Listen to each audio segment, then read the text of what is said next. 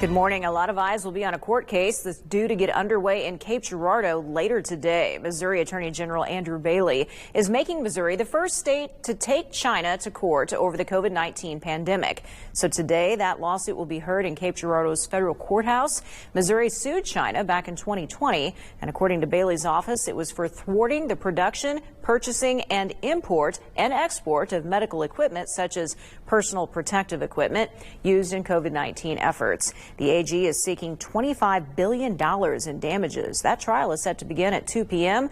Bailey says China has refused to send a representative to appear in court despite being served. It is official. Missouri has won its lawsuit against China nearly 5 years since it began this proceeding. According to the New York Times, U.S. judge, a federal judge by the way, finds China liable for COVID missteps, imposes $24 billion penalty. This was confirmed by the Washington Post late last night, March 8th. Missouri wins $24 billion judgment against China over its response to COVID. So, as you heard there in the news report, Missouri accused the Chinese government of withholding information about the existence and spread of the virus, and then of cutting off the supply of personal protective equipment, or PPE, from the rest of the world. Now, this was a default judgment. What that means is that even though China was being sued, even though China was called to court, they brought forth no representative. They brought forth no defense. So Missouri won by default. But even though it was a default judgment, Missouri still had to make their case in court. And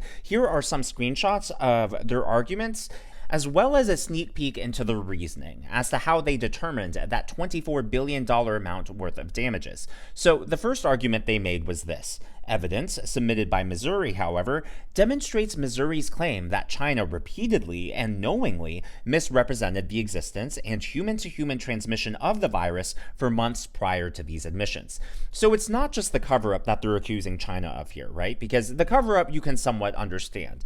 Maybe they were embarrassed. That's perhaps the most obvious conclusion or the most obvious reason. And China, being an authoritarian regime, definitely wants to keep tight control over its image and what the world thinks of it. However, Missouri took things in an unexpected direction. Instead of accusing China of trying to cover things up to avoid international humiliation and national shame, they took things a step further. They claimed that China was strategic in this cover-up so they could hoard all the PPE to themselves while the rest of the world had no idea what was coming. In their December 31st, 2019 announcement acknowledging the existence of COVID-19, defendants, China, asserted that at the present time, inquiries have found no obvious signs of human-to-human transmission and have not found infections among medical personnel. This statement was false. What's more, plaintiffs' uncontroverted evidence demonstrates that defendants knew this statement was false. And again, this is all building the case that China strategically covered this up so they could specifically hoard PPE. Now, I know I've been hammering that point home, but that's really important when it comes to, is China actually going to pay back the $24 billion? And if they don't, what recourse does Missouri have? But before I get into that, one final thing. Total together, with the $8.4 billion in direct lost tax revenue as a result of China's hoarding of PPE, Missouri has established this claim of damages through evidence satisfactory to the court, according to the standard laid out, yada, yada, yada. You get the idea. So they have that $8.04 billion amount there. They cited the loss of human life and just so many other figures to get to that $24 billion total. Now, in all of this, China has released a statement. Like I said earlier, they didn't show up to court. They didn't send a representative. So according to the New York Times, here's the response. A spokesperson for China's embassy in Washington, Liu Pengyu, said his government will not recognize the judgment. The so-called lawsuit has no basis in fact, law, or international precedents, he said in a statement. China does not and will not accept it. If China's interests are harmed, we will firmly take reciprocal countermeasures according to international law. Well, despite all of that bluster, Missouri's Attorney General has now spoken out, and he's threatened to take China's farmland in Missouri back if China doesn't pay this $24 billion. So the Attorney General has said this multiple times to local newspapers, local news, and then, for good measure, he posted this on X. Attorney General Andrew Bailey, hey China, you owe Missouri $24 billion. I just won a judgment in court. Pay up or we start seizing assets and farmland. So here is a chart of all the farmland that China owns in the United States. They own farmland almost in every state. It's everywhere. And what's really alarming about this is you can see how close the farmland China owns is to military bases, which obviously could pose a huge national security risk. As you can see, there is quite a bit of farmland in Missouri, a lot more than I would have thought, and there are 2 military bases in Missouri that are close to Chinese-owned farmland. So if the Missouri Attorney General does take action, I think he should start with those bases. However, there are a lot of questions about the legality and legal framework for all of this. So it is possible, for the record, it is possible for Missouri to seize assets that belong to foreign entities, such as farmland. This is possible through FSIA, the Foreign Sovereign Immunities Act, and there are basically 2 requirements here. Requirement number 1, the property, the asset, must be located in the United States, and number 2, it must be used for a commercial activity. So farmland is used for a commercial activity, and the farmland in Missouri is obviously based in the United States. But there is a big issue because FSIA has very strict parameters and is very detailed as to what exactly can be seized. However, there's a critical limitation just below point number 2. The assets must be directly related to the commercial activity that forms the basis of the lawsuit. Here, the lawsuit stemmed from China's hoarding of PPE, not from the farmland itself. So even if the farmland is used commercially, because it has no apparent connection to PPE hoarding, Missouri wouldn't be able to claim it. However, there is still more recourse for them. Even if they're not allowed to seize the farmland, they would be able to seize assets that maybe produced PPE or produced medical equipment, basically anything that pertains to the lawsuit or the generalities of COVID. Now, this was decided by a federal judge, so Missouri itself would not be able to single-handedly take action. They would have to go through federal courts again and reach out to the federal government. And given that we have Trump in the White House, this should be a favorable environment for Missouri to take action. Now, I don't know about you, but personally, I am surprised at the amount of farmland that China owns here in the United States. I didn't even know this was a thing until a few years ago, let alone that it was even a possibility. But there is good news in all of this. According to Fox Business, movement to ban Chinese farmland purchases near military bases gained steam in the Senate. Believe it or not, this is a bipartisan proposal, so hopefully it passes sooner rather than later. But given how inefficient everything is in the government, I am not holding my breath. So Benny Johnson recently reposted this video from someone else, and it shows Elizabeth Warren and Chuck Schumer saying the exact same thing, reciting the exact same script, and oh, by the way, the exact same editing. When I win, I will immediately bring prices down starting on day 1. That ain't true. That's what you just heard. Since day one of Donald Trump's presidency, prices are not down, they're up. Inflation is getting worse, not better. The prices of groceries, gas, housing, eggs, of essentials, it's not getting better, it's getting worse. Meanwhile, Okay, I'm not going to torture you because it's about to get a lot worse. According to the Daily Caller, Democrats think swearing like drunken sailors will help Americans like them.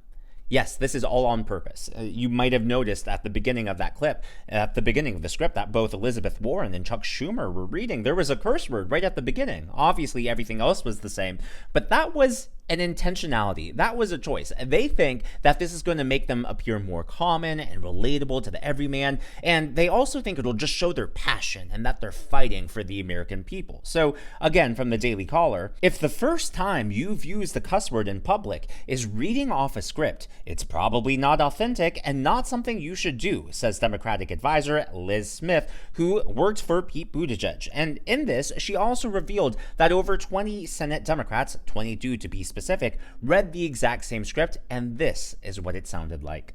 When I win, I will immediately bring prices down starting on day 1. Not true. That's what you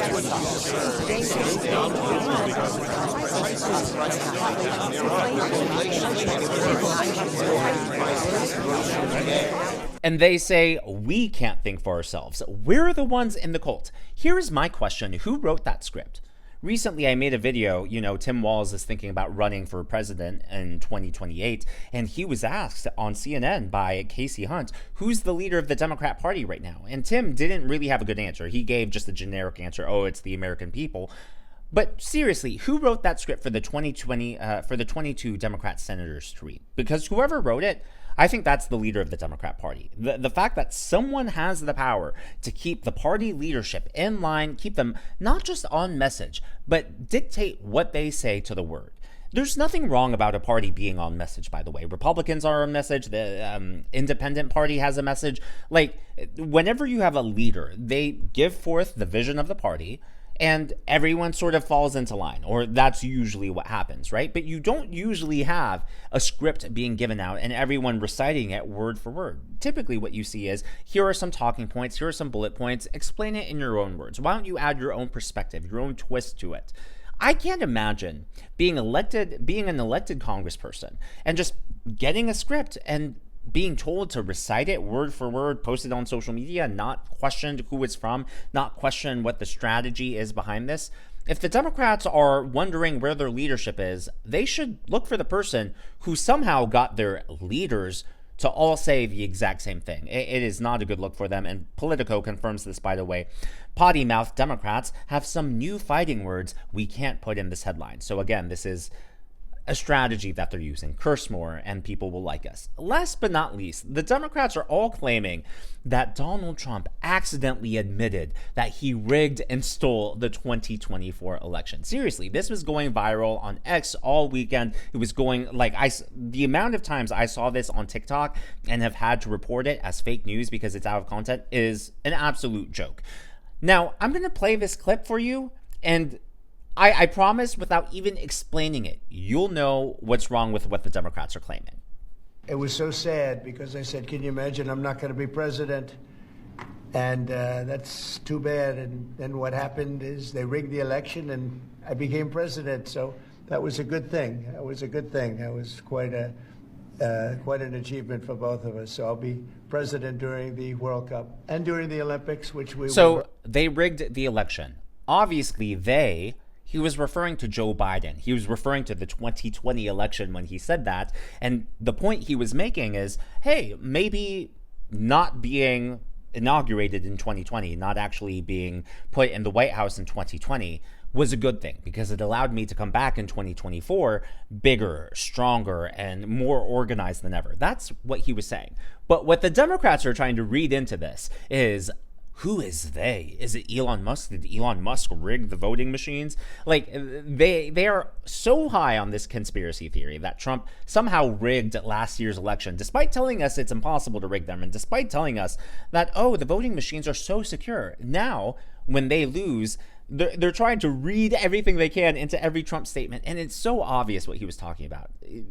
Again, the theme, hey, 2020 sucked, but sometimes things happen for a reason, and that reason is I came back, and now we really have a mandate. I think that's what Trump was saying there.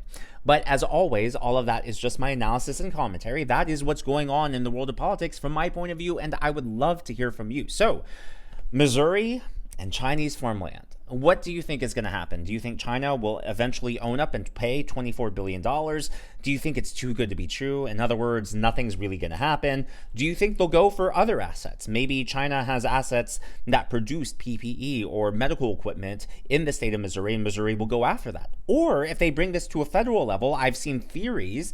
Again, this has to be tried in courts, but anyways, there are a whole bunch of ways this can go forward. I'm not going to say those theories just because, again, I'm not a lawyer and I don't want to. I want to be very accurate with my words, and I don't know it well enough to, do it justice. But the information is out there if you want to read more about it. So I guess, yeah, that's the question of the day. What do you think will happen? Will anything happen?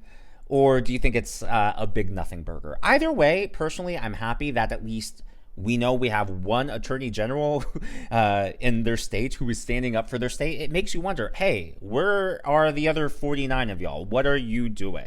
But yeah, there are a lot of legal theories, and if this ends up moving forward and there are legal battles over it, I will definitely keep y'all updated if this is a story you're interested in. If you haven't already, please be sure to give me a thumbs up. I know it's a simple thing to ask, but it really does help me reach more viewers like you. I hope everyone had a great weekend, and be sure to check out one of these videos.